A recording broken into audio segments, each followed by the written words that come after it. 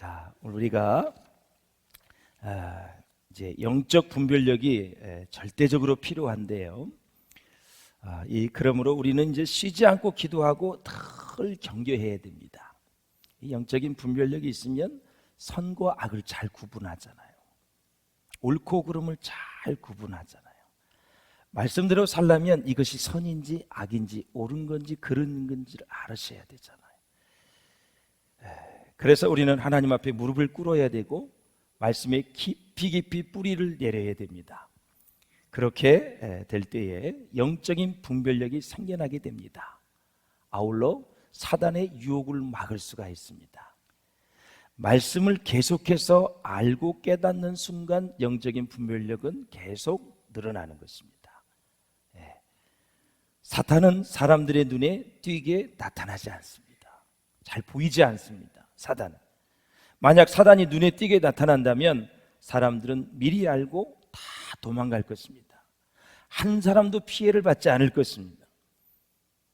사단에게 걸려 넘어질 사람이 없을 것입니다. 그러기에 사단은 천사로 가장하고 나타납니다. 그럴듯한 논리를 가지고 그럴듯한 이성을 가지고 나타납니다. 말씀으로 위장을 하고 신앙으로 가장해서 들어올 때가 참 많이 있습니다. 이때 우리에게 말씀이 없으면 그것이 하나님에게서 온 것인지 아니면 사탄에게서 온 것인지 정말 구분하기가 쉽지 않습니다.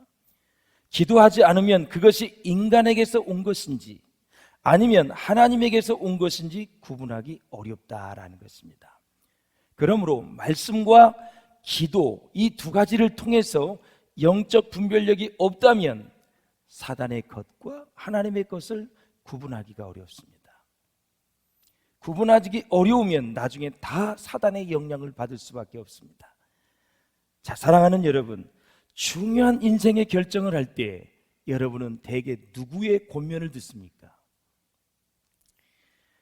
주로 누구와 의논하면서 결정을 하십니까? 잘못된 충고를 받아들여서 패가망신한 사람들이 참 많이 있습니다. 어떤 일을 결정할 때 전문가를 찾아가 그들의 조언을 듣기도 합니다.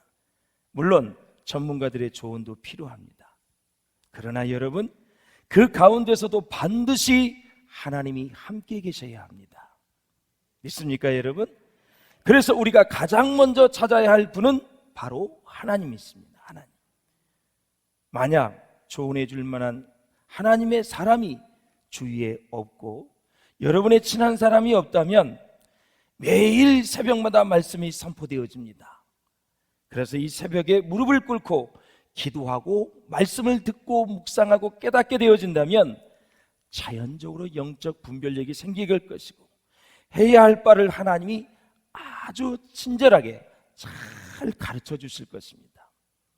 저는 요한복음 14장 6절의 말씀을 믿습니다. 내가 곧 길이요 진리요 생명이니 나로 말미암지 않고는 아버지께로 올 자가 없다 그랬어요. 길이 되신 분이 우리의 길을 가르쳐 주실 줄로 믿습니다. 진리 되신 분이 우리에게 진리의 길로 안내해 주실 줄로 믿습니다. 생명 되신 분이 우리에게 영원한 생명을 주신 줄로 믿습니다. 그래서 우리가 영생의 복을 누리며 살아가는 것입니다. 그러므로 여러분, 우리가 선택의 기로에 놓여 있을 때, 다른 사람의 조언이 필요할 때 꼭 무엇을 해야 되냐? 기도하셔야 된다라는 것입니다. 가장 중요한 것은 그래서 기도를 통한 영적인 분별력을 우리가 갖는 것입니다. 자, 오늘 사랑하는 여러분, 본문을 보기 전에 우리가 정말 힘들고 어려운 일을 당할 때 우리는 절망할 필요도 없고 누구를 원망할 필요도 없습니다. 우리 인생 가운데 다가온 여러 가지 고난과 시련을 하나님께서 막아주지 아니하시고 그 고난을 허락하신 것은 주님 앞에 기도하라는 신호입니다. 때로는 하나님, 내가 왜 사업이 이렇게 망하도록 그냥 놔두십니까? 내가 왜 이렇게 교통사고를 당하도록 이렇게 나를 방치하십니까? 상대방의 차도 막아주시면 내가 살 수 있는데 수많은 어려움과 고난과 시련의 일들을 하나님이 우리에게 허락하실 때가 있습니다. 그때는 바로 기도하라는 하나님의 사인입니다. 무릎으로 나아갈 수 있기를 주의 이름으로 축원합니다. 그때도 기도 안 하면 하나님은 두 번째 우리에게 깨닫게 하는 전략이 있는데 그것은 감당하기 힘든 것입니다. 계속해서 우리에게 기도하라는 신호를 보낼 때가 있어요. 오늘 본문에 보면 성전 관리인들에게 체포를 당한 베드로를 보십시오. 산헤드린 공회에 71명입니다. 각 지에서 최고의 권위자들이 다 모인 곳입니다. 최고의 의결기관입니다. 교회의 최고의 의결기관은 뭐예요? 사무총회입니다. 나라가 그래서 이제 투표도 하고 그 백성을 대표해서 국회가 있습니다. 국회에서 결정하면 그것이 여러분 다 정책이 집행이 되는 것입니다. 그 산헤드린 공회 앞에서 베드로가 담대하게 선포를 합니다. 배운 것이 부족합니다. 갈릴리 바닷가에서 고기를 잡았던 어부라 비린내나는 사람이었습니다. 그런데 오늘 본문에 보면 얼마나 담대하게 선포했는지 한번 보십시오. 다른 이로서는 구원을 얻을 수 없다니 천하 인간의 구원을 얻을 만한 다른 이름을 우리에게 주신 일이 없음이니라. 예수의 이름을 선포하며 예수가 메시아라고 선포하며 예수가 구세주라고 예수가 창조주라고 예수가 하나님이라고 선포하는 것입니다. 어린 계집애 앞에서 예수님을 3번이나 부인하고 3번이나 저주했던 사람이 베드로입니다. 저주하는 것도 쉽지 않습니다. 부인하는 것도 쉽지 않는 거예요. 그것을 쉽게 부인하는 것은 그에게 두려움이 얼마나 많이 있었다는 것을 우리에게 보여줍니다. 그럼에도 불구하고 공회원들 앞에서 그렇게 말씀을 선포할 때 공회원들 모두가 놀랍니다. 그리고 자기들끼리 수근수근됩니다. 자, 13절을 한번 보시죠. 시작. 그들이 베드로와 요한이 담대하게 말함을 보고 그들을 본래 학문이 없는 범인으로 알았다가 이상히 여기며 또 전에 예수와 함께 있던 줄도 알고. 아멘. 베드로는 성령이 충만하여 영적인 지혜를 가지고 담대한 믿음으로 여러분 기탄 없이 예수 그리스도를 전했습니다. 너희가 죽인 그 예수가 나의 죄를 위해서 죽으셨고 우리 민족의 죄를 모든 사람의 죄를 위해 그분이 죽으셨다. 하나님이 죽은 지 3일 만에 다시 살리셨다. 그가 메시아다. 너희가 부인하지만 그분이 진짜 메시아다. 기탄 없이 가감 없이 담대하게. 여러분 성령이 충만할 때는요 하나님의 말씀을 선포할 때 정말 하늘의 기쁨이 가득 차고요 하나님의 능력으로 가득 차고요 하나님의 마음으로 가득 차고요 하나님의 사랑으로 가득 찬 상태에서 선포하면 그때 능력이 일어나는 거예요. 그러므로 사랑하는 여러분, 베드로가 이렇게 기탄 없이 예수를 전했는데 또 무슨 내용의 말씀을 선포하냐면 예수 그리스도는 모퉁이 돌이다. 모든 건축의 가장 중요한 건 모퉁이 돌 아닙니까? 또 한 가지 선포합니다. 그가 40년 동안 성전의 미문에 앉은 병이었는데 그 보행 장애자를 고치셨다. 다시 일으키셨다. 담대하게 선포합니다. 치유의 하나님을 선포하는 것입니다. 할렐루야. 교회의 주춧돌이 예수님이다. 교회의 주인이 주님이시다라고 선포하는 것입니다. 핵심적인 진리가 다 들어가 있습니다. 사랑하는 성도 여러분, 지식이 사람을 감동시킬 수는 있지만 구원하지는 못합니다. 오직 세상과 사람을 구원하는 것은 하나님의 말씀과 예수 그리스도입니다. 물론 말할 것도 없이 성령 충만한 사람이 학문이 많으면 얼마나 좋겠습니까? 그 대표적인 케이스가 사도 바울입니다. 가말리아 문해성으로서 정말 최고의 학부를 나온 것입니다. 최고의 지성인입니다. 거기에다가 예수를 만났어요. 피를 이 땅에 흘리면서 우리의 죄를 위해서 죽으신 예수를 만났고 그리고 성령이 충만했습니다. 이 세 가지가 다 있으니 아버지의 마음을 가졌으니 그는 예수에 미칠 수밖에 없고 아버지의 마음을 가지고 복음을 선포할 수밖에 없었습니다. 예수로 가득 찼습니다. 주의 영 성령으로 가득 찼습니다. 하나님 아버지가 그 아들을 이 땅에 보낼 수밖에 없는 인류를 사랑하는 그 마음을 깨달았기 때문에 그는 아버지의 마음을 가지고 30년 동안 그렇게 전 세계를 다니면서 복음을 전하고 교회를 개척하고 성경 13권의 저자가 되었던 것입니다. 사랑하는 여러분, 그렇게 바울처럼 성령이 충만하고 주님의 놀라운 십자가의 피로 무장된 사람, 그런 사람들이 세상에 많은 선한 영향력을 끼칠 수가 있다라는 것입니다. 본문의 제사장들 보십시오. 성전 맡은 자들을 보십시오. 사두개인들과 같은 종교 지도자들의 문제는 뭐냐? 바로 학문의 능력은 알았지만 성령의 능력을 몰랐고, 학문의 능력은 알았지만 보일의 능력을 몰랐던 것입니다. 저는 여러분 한 분 한 분께서 여러 분야의 전문 지식을 알고 있으리라 생각되는데요, 거기에다가 저는 여러분들이 성령의 능력을 알 수 있기를 바라고 성령의 능력이 여러분과 함께 할 수 있기를 주의 이름으로 축원합니다. 사모하는 마음으로 들으세요. 간절히 나를 찾는 자가 나를 만나리라 그랬어요. 하나님의 은혜를 사모하세요. 지금 사모되지 않는 심령은 그동안 많은 것으로 더럽혀진 영혼입니다. 더럽혀진 마음입니다. 계속 사모하세요. 주여 주여 전에 나와사오니 하나님의 말씀을 들을 때 깨달아지게 하여 주시옵소서. 능력 있는 말씀, 레마의 말씀, 나의 말씀, 권능의 말씀이 되게 하여 주시옵소서. 그렇습니다. 다시 말씀드리자면 땅의 지식보다는 하늘의 지식을, 육신의 지식보다는 영의 지식을 더 잘 알고 체험할 수 있기를 주의 이름으로 축원합니다. 여러분 땅의 지식은 공부 많이 했지요. 여러분 전문 분야가 있어요. 여러분 사업, 직장 다 전문 분야가 있어요. 하늘의 지식, 그리고 정말 하나님의 놀라운 영의 지식을 더 잘 알고 체험할 수 있기를 주의 이름으로 축원합니다. 사랑하는 여러분, 정말 왜 이 땅에 사는 많은 그리스도인들이 예수 그리스도를 증거하는 그런 증인으로 살지 못할까요? 그것은 바로 예수 그리스도에 관한 지식이 머리에만 머물러 있기 때문에 그렇습니다. 내 죄 때문에 날 대신하여 죽으신 예수 그리스도를 믿고 가슴이 뜨거워지시기를 주님의 이름으로 축원합니다. 베드로와 요한이 담대하게 복음을 전할 때 종교 지도자들은 그들이 학문이 없는 범인으로 알았기 때문에 놀랄 수밖에 없었어요. 그런데 사실 베드로 전후서를 보면 베드로가 여러분 학문이 없잖아요.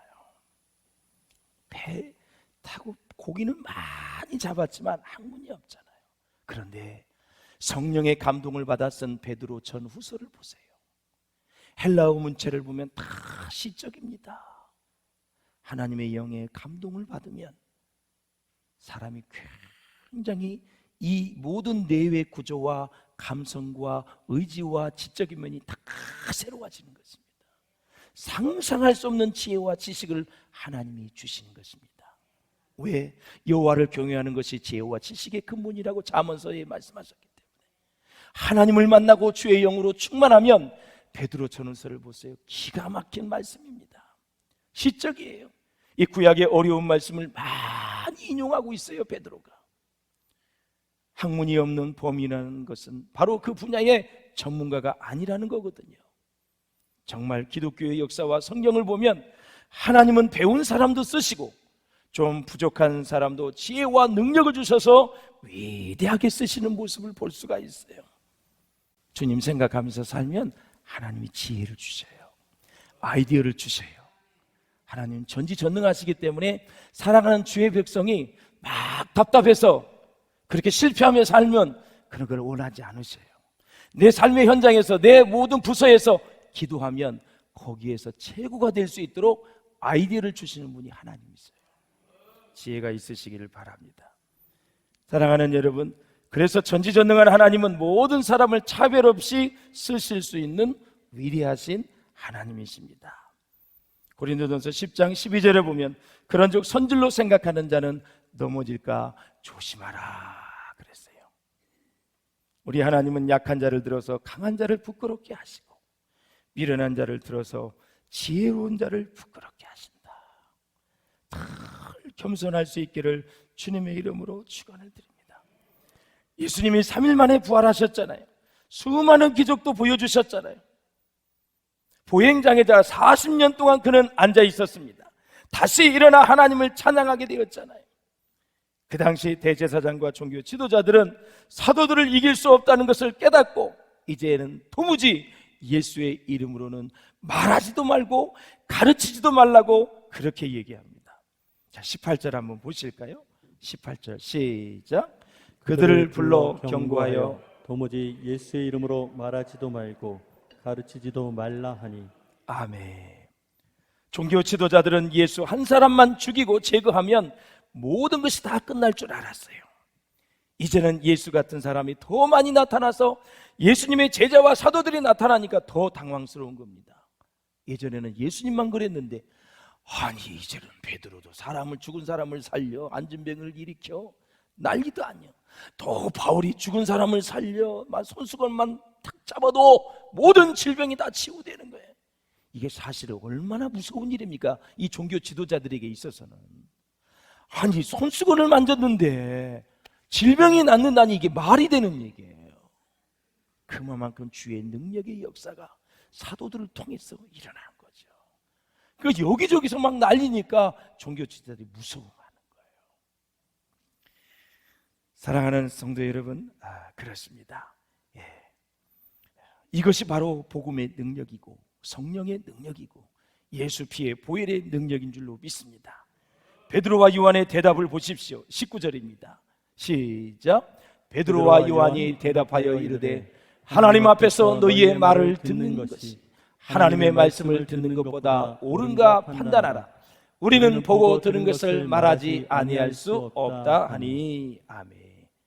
지금 복음을 증거하는 현장에 보행 장애자가 치유된 상태에서 함께 있으니까 모든 사람이 직접 보고 목도한 것입니다. 그래서 부인할 수가 없다라는 거죠. 사도행전 1장 8절을 한번 읽어보실까요? 시작. 오직 성령이 너희에게 임하시며 너희가 권능을 받고 예루살렘과 온 유대와 사마리아와 땅끝까지 이르러 내 증인이 되리라 하시니라. 아멘. 복음에 대한 반응은 두 가지예요. 두 가지. 첫째, 어떻게 해서든지 이들을 미워해서 해치려고 하는 쪽의 반응이 있어요. 복음을 전하는 사람을 죽이려고 하고 미워하고 시기하고. 두 번째, 이들의 증거와 능력을 보고 기뻐하면서 하나님께 영광을 돌리는 반응이 있어요. 이런 반응이 될 수 있기를 주의 이름으로 축원합니다. 사랑하는 여러분, 왜 복음에 대한 반대와 핍박이 일어납니까? 바로 사단의 나라가 무너지고 있기 때문에 그렇습니다. 그러므로 나라와 민족과 교회와 가정과 개인에게 역사하는 이 어둠을 제거하는 기도를 할 수 있기를 주의 이름으로 축원합니다. 교회가 부흥하여 성령 충만하여 복음을 힘있게 전할 때 마귀는 긴장하게 되는 것입니다. 많은 성도들이 기도할 때 마귀는 떠나가는 것입니다. 그래서 언제나 하나님의 백성들을 방심하거나 영적인 긴장들을 절대 늦추어서는 아니 된다라는 거예요. 성경을 보십시오. 언제나 하나님의 백성들이 기도의 마음을 합하면 사단의 공격을 이겨낼 수 있었습니다. 그렇다면 우리는 언제 기도의 능력을 체험하며 경험할 수 있을까요? 바로 하나님의 능력 있는 말씀이 힘있게 선포되어지고 성령 충만한 가운데 뜨겁게 기도가 일어날 때 우리 모두는 기도의 능력을 받을 수가 있는 것입니다. 마귀는 예수님이 죽음을 당하면 세상이 자기 수하에 있을 것이라고 안심했을 것인데 예루살렘의 마가의 다락방에 성령이 부어주시면서 회개와 구원의 역사가 불같이 일어나게 되었다라는 것입니다. 요엘서를 보십시오. 2장 28절을 봅니다. 시작. 그 후에 내가 내 영을 만민에게 부어주리니 너희의 자녀들이 장래일을 말할 것이며 너희의 늙은이는 꿈을 꾸며 너희의 젊은이는 이상을 볼 것이며 그랬습니다. 성령이 부어지면 선포되어지는 말씀은 불방망이가 된다 그랬어요. 불방망이가 된다. 불을 붙이는 거예요. 그러니 마귀는 자불안석입니다. 그래서 당시의 유대 종교 지도자들은 예수님의 제자들에게 예수의 이름으로 말하지도 말고 예수의 이름으로 가르치지도 말라고 요구를 했습니다. 그렇다면 신앙생활은 두 가지로 나눌 수가 있습니다. 첫째, 나를 위해 하나님이 존재하는가? 하나님을 위해 내가 존재하느냐? 오늘 예배에 나오신 여러분, 하나님이 필요해서 나오신 것입니까? 아니면 하나님의 영광을 위하여 예배하기 위해서 나오신 것입니까? 후자가 될 수 있기를 주의 이름으로 축원합니다. 그런 분들이 주님을 기쁘시게 하는 삶이 되는 것입니다. 주님의 소원을 이루어드리는 복된 인생이 될 수 있기를 바랍니다. 기도의 사람들의 영적인 변화를 일으키게 되어 있고, 성령의 사람들이 교회를 새롭게 하는 것입니다. 말씀의 사람들이 교회를 든든하게 세워갈 수 있다라는 것입니다. 초대교회의 성장과 성숙과 참된 부흥은 프로그램이 아니었습니다. 제도가 아니었습니다. 방법이 아니었습니다. 그 아름다운 초대교회를 만든 것은 바로 말씀에 붙잡힌 사람들이 성령 충만하여 복음을 선포했을 때 바로 그 놀라운 초대교회를 이룰 수 있었다라는 것이요. 사도행전을 보면 항상 성령의 역사가 일어나면 두 가지 역사가 일어납니다. 첫째 뭐예요? 하나님의 백성들이 칭송을 받습니다. 두 번째는 하나님께 영광을 돌리는 일이 일어난다라는 것이에요. 백성들이 칭송을 받아야 성령의 역사. 우리 교회가 성령 충만해서 이 지역에 역사하는 모든 어둠의 영과 흑암의 권세를 전부 내 몰아낼 수 있기를 주의 이름으로 축원합니다. 사랑하는 여러분, 말씀을 맺겠습니다. 자, 23절에 보면 사도들이 노임에 그랬습니다. 감옥에서 나왔어요. 말씀과 성령으로 승리했습니다. 그럼에도 불구하고 사도들은 앞으로 다가올 더 큰 박해를 예상하면서 성령 충만해서, 말씀 충만해서 이 박해를 이겨야 되겠다는 생각을 한 거예요. 그것을 하려면 기도가 있어야 된다라는 사실이에요. 에베소서 1장 23절에도 보면 교회는 그의 몸이니 그랬습니다. 교회가 나를 안아준다는 것은 교회의 주인이 주님이시기에 주님이 안아주시는 것입니다. 그러므로 여러분, 진짜 믿음의 사람은 교회를 아끼고 사랑합니다. 사랑하는 여러분, 세상에서 시달릴 때 답답한 일을 당하거나 힘든 일을 만나면 교회에 오셔서 주님의 위로를 경험할 수 있기를 주의 이름으로 축원합니다. 교회를 사랑하는 것이 우리 주님을 사랑하는 것입니다. 잠언서 8장 17절을 보십시오. 나를 사랑하는 자들이 나의 사랑을 입으며 나를 간절히 찾는 자가 나를 만날 것이니라. 할렐루야. 자신의 아픔과 고통과 인생의 문제를 다 말할 수 있는 공동체, 그러한 교회, 그리고 언제나 자기의 기도 제목을 말할 수 있는 주님의 공동체가 될 수 있기를 바랍니다. 본문의 사도들을 중심으로 한 교회는 창조주 하나님을 찬양했고, 환난 속에서도 보호해 주신 하나님의 은혜를 감사했고, 그래서 31절에 보면 빌기를 다함에 그랬습니다. 기도를 다함에 모인 곳이 진동을 했습니다. 무리가 다 성령이 충만하여 담대히 하나님의 말씀을 전하니라 그랬습니다. 사도들의 기도 제목을 우리의 기도의 제목으로 바꾼다면, 주여 그들의 위협함을 굽어보시옵소서. 여러분들을 위협하고 여러분을 힘들게 하고 여러분을 아프게 하는 사람들이 있다면 주여 저들의 모든 삶의 모습을 굽어 살펴달라고, 담대히 하나님의 말씀을 전하게 하시고 손을 내밀어 병을 낫게 하옵시고 표적과 기사가 거룩한 종 예수의 이름으로 이루어지게 하여 주옵소서. 우리 교회의 모든 질병이 정말 우리 예수 그리스도의 이름으로 치유될 줄로 믿습니다. 문제가 해결될 줄로 믿습니다. 답답한 마음이 시원하게 될 줄로 믿습니다. 여러분의 사업과 직장에 놀라운 시온의 대로가 열릴 줄로 믿습니다. 기도하십시오. 사막에서도 길을 여시는 분이 하나님이십니다. 그 하나님을 신실하게 믿고 나아가면 그 하나님은 절대 우리를 실망시키지 않습니다. 그 하나님을 의지하면서 한 주간도 주님 안에서 평안하시기를 바라고 다시 회복할 수 있기를 바랍니다. 기도의 자리를 꼭 회복하세요. 우리 수요 불교등 기도회, 우리 새벽 기도회, 우리 땅밟기 기도회, 정오 기도회, 우리 기도회가 얼마나 많이 있어요. 같이 기도를 다 회복하셔서 하나님이 예비하신 주의 은혜와 사랑과 능력과 축복이 우리 모두에게 충만하기를 주의 이름으로 축원합니다.